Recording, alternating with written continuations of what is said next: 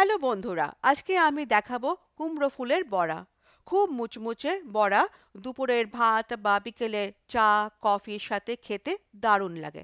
সকালে কুমড়ো ফুলগুলো এমন দেখতে হয়, বিকেলে বা দোকান থেকে কিনলে এমন বন্ধ অবস্থাতে পাওয়া যায়।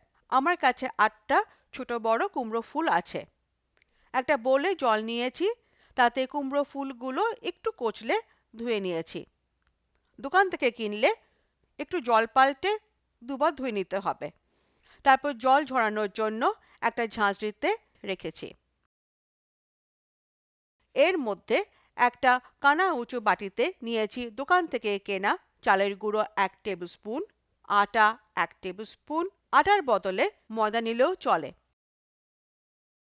কালো জিরে 1/2 টিস্পুন, জিরে 1/4 টিস্পুন, 2 রকম জিরের বদলে 1 রকম জিরে দিলেও চলে, হলুদ 1/4 টিস্পুন, নুন 1/4 টিস্পুন বা স্বাদ অনুসারে, তারপর অল্প অল্প করে মিশিয়েছি 1/4 কাপ জল।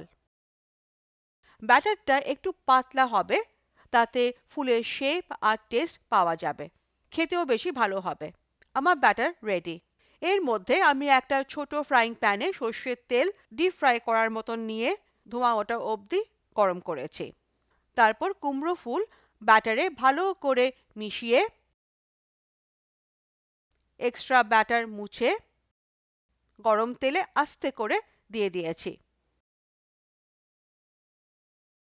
মিডিয়াম টু হাই হিটে 2 দিক গোল্ডেন ব্রাউন করে ভেজেছি যতক্ষণ না শক্ত হচ্ছে। সব সময় মিডিয়াম টু হাই হিটে ভাজতে হয়, তাতে বড়া খুব মুচমুচে হয়। বড়াটা শক্ত হয়ে গেছে, তাই তেল ঝরিয়ে একটা ঝাঁঝরিতে 5 থেকে 7 মিনিট রেখেছি যাতে বাড়তি তেলেও ঝরে যায়। এমনি করে আমি বাকি ফুলগুলোও ভেজে নিয়েছি। তারপর সার্ভ করেছি। 1 থেকে 3 জন খেতে পারে। চাইলে বিট নুন দিয়েও সার্ভ করা যেতে পারে। আমি আবার ফিরবো একটা নতুন রেসিপি নিয়ে। এখন টাটা।